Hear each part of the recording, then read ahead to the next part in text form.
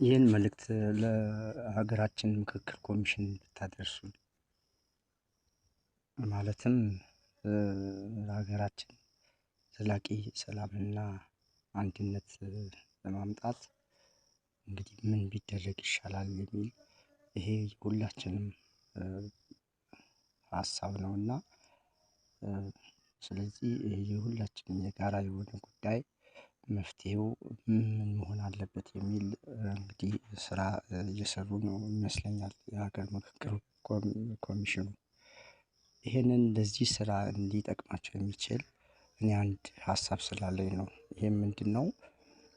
ሁሉም ዩኒቨርሲቲዎቻችን ለሀገራችን ዘላቂ ሰላምና አንድነትን ለማምጣት ምን ቢደረግ ይሻላል የሚለው ጥናታዊ ጽሁፍ ሪሰርች ፕሮፖዛል ነገር አዘጋጅተው የአጭር ጊዜ እና የረጅም ጊዜ መፍትሄ ይሄ ቢሆን የሚል ፕሮጀክት ፕሮፖዛል ነገር ቀርጸው እንዲያቀርቡ ሁሉም ዩኒቨርሲቲዎቻችን እንዲያቀርቡ ቢደረጉ እና ካቀረቡት ላይ የተሻለውን ሀሳቦች በማገናኘት ወይም በመምረጥ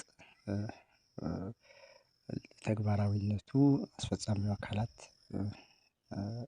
በህዝብ ተወካዮች ምክር ቤት ያው በማጽደቅ ወደ ስራ ይገባል ማለት ነው። እና ይሄን የሀገራችን ምክክር ኮሚሽን ይህንን ስራ በታማኝነትና በግልፀኝነት ቢሰራው የሚል አስተያየት ለመስጠት ነው። አመሰግናለሁ።